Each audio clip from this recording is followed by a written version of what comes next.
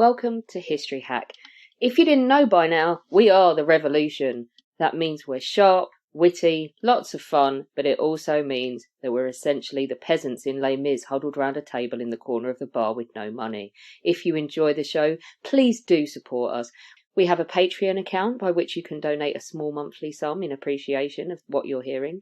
Alternatively, we have Ko-fi, in which you can just do a one-off donation as a thank you if you particularly enjoy a certain episode. Either way, we massively appreciate all of your support. Hope you enjoy the show.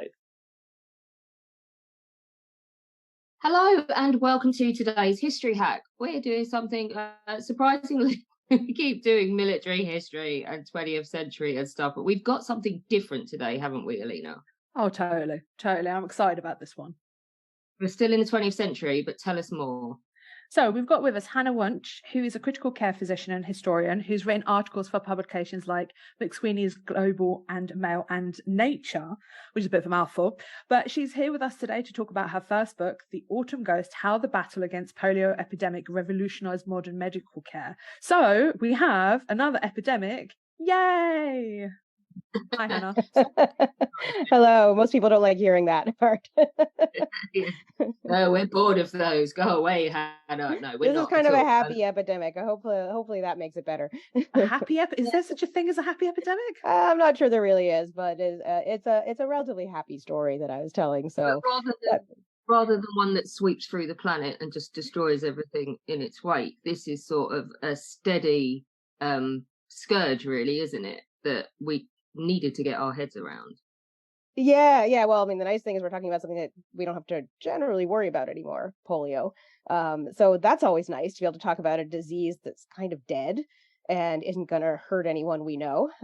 So I find that quite pleasing. But yeah, at the time, polio was a major scourge. It in the first half of the 20th century, it was sort of one of the things that terrorized parents in particular.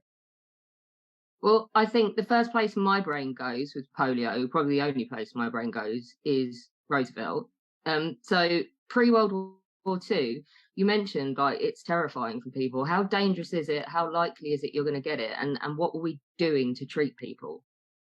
Yeah, so polio is sort of a funny disease. It's a virus. It's in what's called an enterovirus, and the one thing about polio is statistically, it didn't actually kill that many people.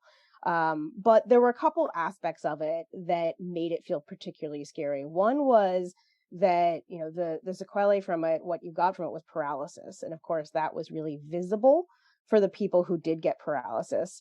And some of them died from it. And it mostly, particularly in the first half of the 20th century, early parts of the 20th century, hit children.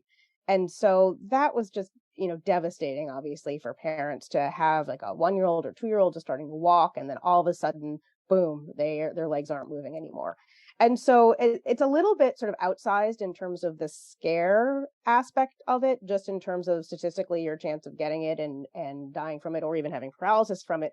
But there were these aspects to it that made it sort of front and center of everybody's focus. And then you mentioned FDR. And I think that also is important because Franklin Delano Roosevelt was in a wheelchair and had polio, or at least most people think he had polio. There's a little bit of debate. But he was really instrumental in actually bringing a focus on it as a disease in terms of fundraising for it and support for it.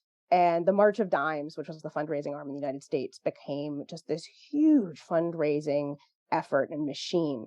And so actually the amount of money given for sort of research and care of polio patients was kind of way out of proportion to the number of people actually affected, but ultimately was incredibly beneficial because, of course, that was the money that really supported a lot of the research that led to the vaccine in 1955.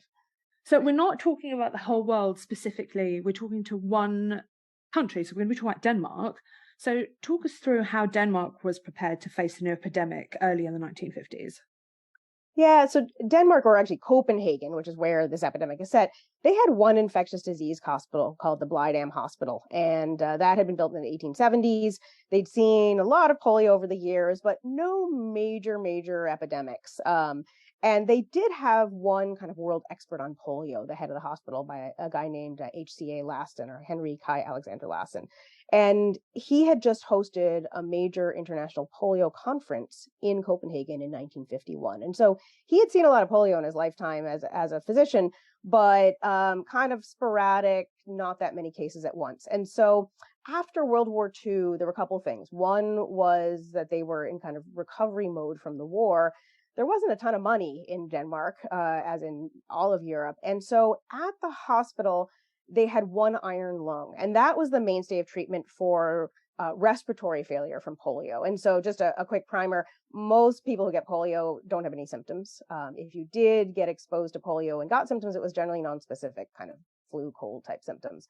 And then about 5% who exposed would get paralysis of often a limb, and an even smaller percent would get paralysis of the respiratory muscles. And so that's where the iron lung that was developed in 1928 came in, because that provided a way to basically suck the chest open and allow someone to breathe, what's called negative pressure ventilation, and really provided the first support for polio starting in 1928, and was the mainstay of treatment. Now, there was one form of polio that it didn't really help, and that was called bulbar polio. And that's when the virus hit the nerves that control kind of swallowing and coughing and ability to clear your secretions. And even with the iron lung, that was still 90% mortality. So at the Blighty, because they never had a major epidemic and they didn't have that much money to buy a lot of iron lungs, they had one, which they did use, but they basically were not prepared for what happened, which was this massive uptick in cases starting in July and August of 1952. And the other part of it, though, was that what they were seeing was a lot of cases of bulbar polio, which they knew the iron lung wouldn't really help. But they were in the terrible position of, with one iron lung, of kind of deciding who got it and who didn't, and did they take someone out of it and put someone else in.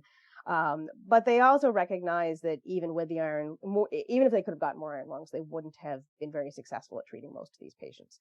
So it was a pretty horrific situation that they found themselves in, and sort of has echoes of COVID. Not to bring that one into the conversation. Yeah, it does, doesn't it? It's ventilators all over again and picking who gets a ventilator.